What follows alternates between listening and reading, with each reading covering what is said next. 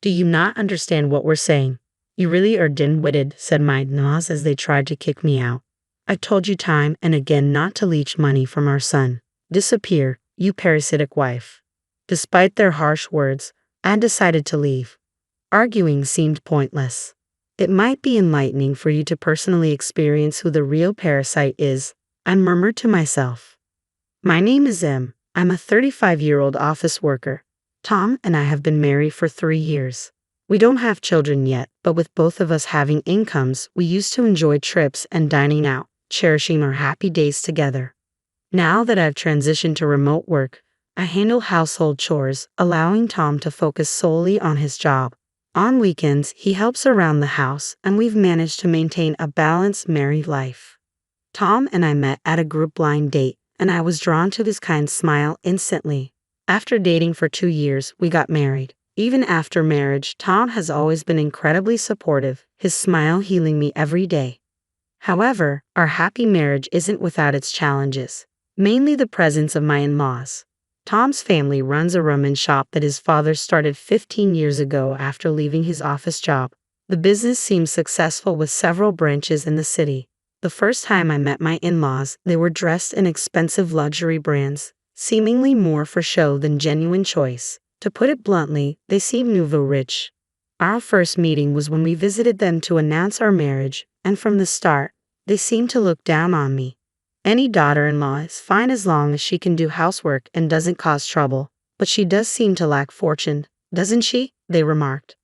I was taken aback by their directness. My husband quickly reprimanded them, and they behaved better afterward. Yet I realized they were people who spoke their minds without a filter.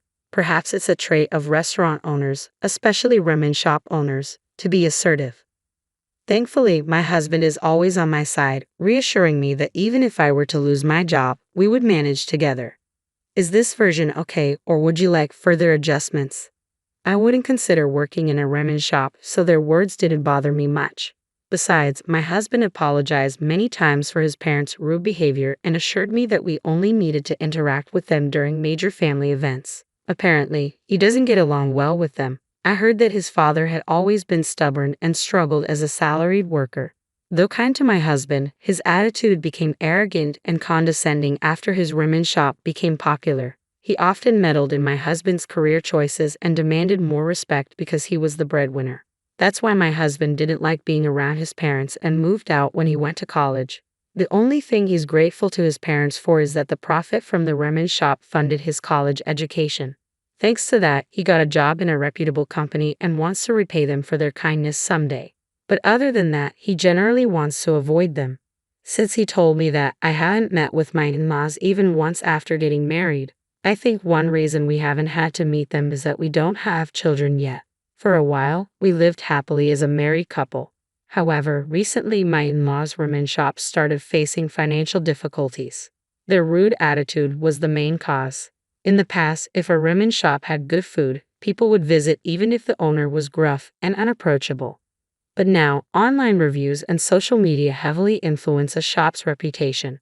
The in-laws' service became the subject of many negative reviews. Complaints ranged from the owner being too curt to messy serving by the waitresses, to the owner visibly getting grumpier during rush hours. It felt like they had become complacent due to their initial success. However, in reality, their business dwindled, and the branches served food worse than instant ramen. Negative reviews spread rapidly, causing their shop's reputation to plummet. They blamed the times and stubbornly stuck to their old ways, which eventually led to the closure of all their shops, including the main one. It seems they finally realized the gravity of the situation. Uncharacteristically, they turned to their son, my husband, for help. Tom, please help us. At this rate, we'll end up on the streets, they pleaded. My husband had anticipated his parents would come to us like this. It really didn't work out, did it? I told you before, didn't I? If you act too arrogantly, you'll end up regretting it. There's a saying that the customer is God. If you treat them carelessly, they'll come back to bite you. Back then, you dismissed my words as just naive opinions, didn't you? This is your own doing. You really should reflect on your actions. I'm sorry. Would you like any further adjustments? But turning to us for help is futile, my husband stated firmly. My in-laws collapsed to their knees, crying at his harsh words. I never imagined my kind-hearted husband could be so stern. Yet I could feel the love he held for his parents in his words. He spoke sternly out of concern for them. At that moment, I realized how admirable my husband's character was and fell for him all over again. Eventually, my in-laws gave up and left. However, a month later, they returned to us looking completely worn out without a single branded item they used to flaunt. Even after selling all our branded goods, we still can't pay off our debt. We even sold the car, but there's still so much debt remaining. Can you help us out, please, Tom? We don't have anyone else to turn to, they pleaded, bowing deeply to their son.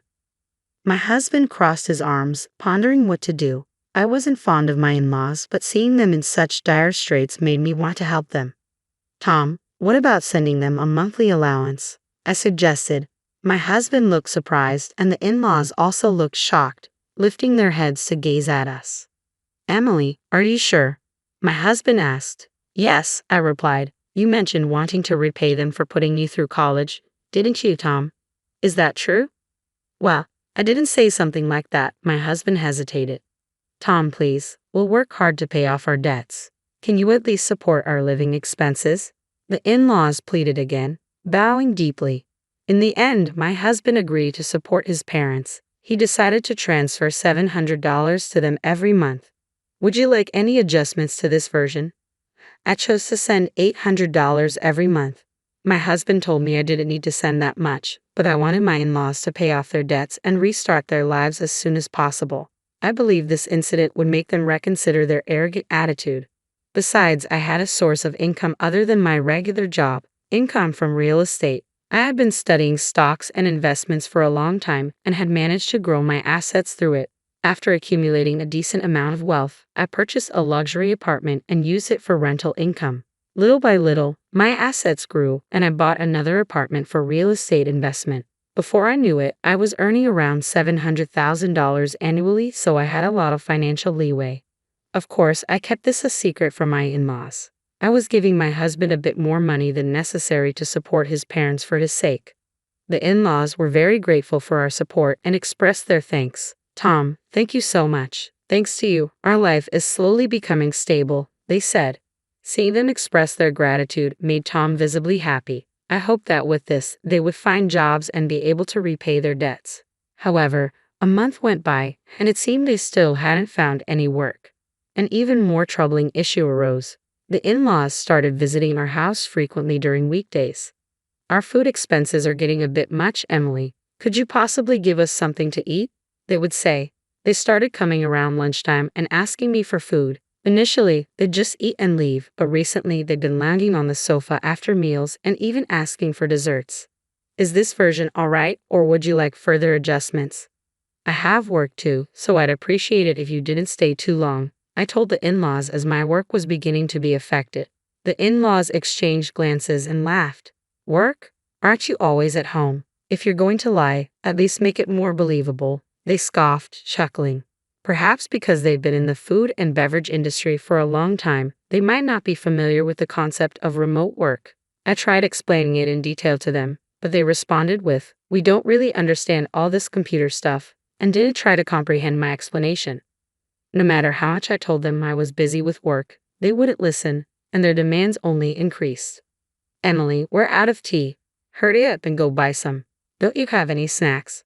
Prepare some rice crackers or something. Such a useless daughter-in-law. For a housewife, you're really inconsiderate, they criticized. The in-laws kept blaming me with such words. They promised to work and repay their debts, but they kept saying they couldn't find jobs and continued to intrude into our home during the day. Moreover, they hurriedly leave before my husband returned. Probably they felt a bit guilty towards him, who was providing them financial support, or maybe they just didn't want to be asked if they found a job yet. Is this version okay, or would you like any further adjustments? I was at my limit, even though I contribute a significant part of the money we give them. Why do I have to be treated this way? I stood up to the in-laws and said firmly, "Please leave now." The in-laws, seemingly never expecting me to say that, were taken aback for a moment, but immediately their faces turned bright red with anger. "Who do you think you are? A mere wife giving orders to your husband's parents?" they retorted. "Exactly, and you're just a housewife depending on Tom's income. How many times do I have to tell you I'm not just a housewife? Enough of your delusional stories. That's how the in-laws kept shouting. Then, with a gleam in their eyes, they came up with an idea. Right, you should just leave this place. What? I exclaimed. Indeed, that's the best idea. It's because of you that Tom's remittance to us is so small. You know we're sending you $1,500 a month, right? What do you mean it's not enough? I asked incredulously. Well, that's just what our living expenses amount to normally. It's actually barely enough, they insisted. I was at a loss for words. They seemed to be the type who, no matter how much money they received, couldn't give up their luxurious lifestyle. As I stood there in disbelief, they glared at me coldly. Hey, how long are you planning to stand there daydreaming? Pack your bags already, huh? Don't you understand what we're telling you? You really are dense, aren't you? We're telling you to stop leeching off our son for money. Get lost, you parasite of a wife. They sneered. With those words, the in-laws tried to throw me out. I realized there was no point in talking to them anymore, so I decided to leave as they demanded. Understood. I'll pack my things and leave, I said calmly. My in-laws looked smug. Now our lives are finally secure, they chuckled. If it was just the three of us, Tom and us, everything would have gone smoothly from the start, I thought to myself, ignoring their hurtful remarks. Is this version okay, or would you like any further adjustments? I began to pack my things. I'll disappear as quickly as possible, I thought. Hearing this, my in-laws left with a look of satisfaction.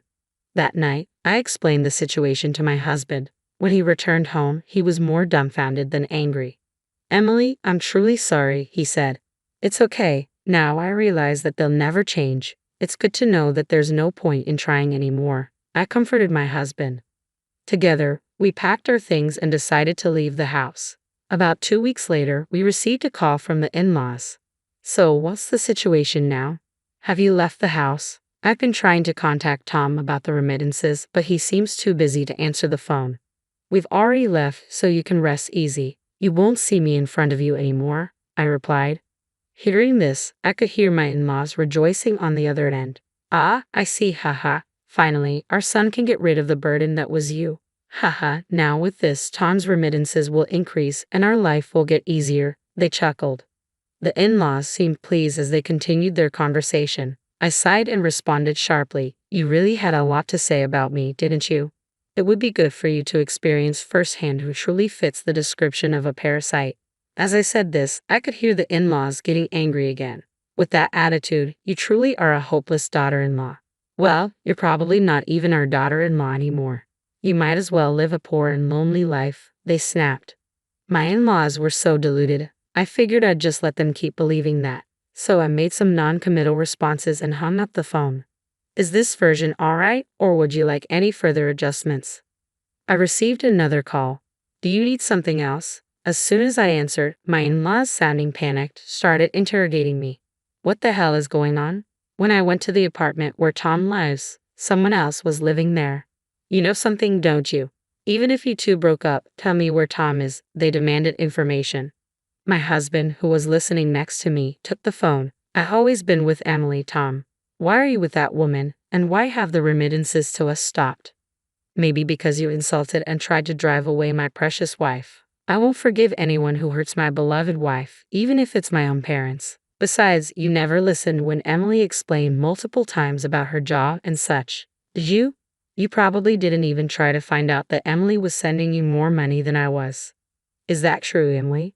Were you sending them $1,500 every month because you wanted them to pay off their debts quickly? And yet, they insulted you, calling you useless. I won't be sending anything to such parents, sorry, but I'm cutting ties with you as family. Now, deal with your debts on your own, my husband declared firmly. Wait, I had no idea Emily was earning so much.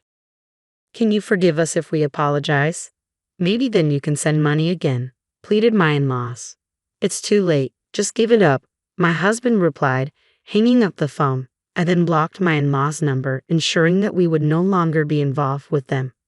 According to what my husband heard from relatives, our in-laws sold their house but couldn't pay off their debts. Now, they apparently live in a rundown apartment, both working low-wage jobs to make ends meet and pay off their debts. When they were successful with their ramen restaurant, they reportedly acted arrogantly towards their relatives. When they ran out of money, they seemed to have asked their relatives for help, but nobody assisted them. So, they are now completely isolated, living in absolute poverty. My husband and I have given them as much support as we could. We can't cover for them anymore. It's their own doing. I doubt they'll ever change their ways or attitude, so they might as well continue living this way. On the other hand, we continue to enjoy our time together as a working couple.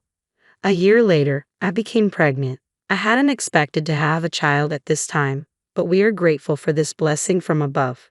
Together with my beloved husband, we plan to raise our precious child.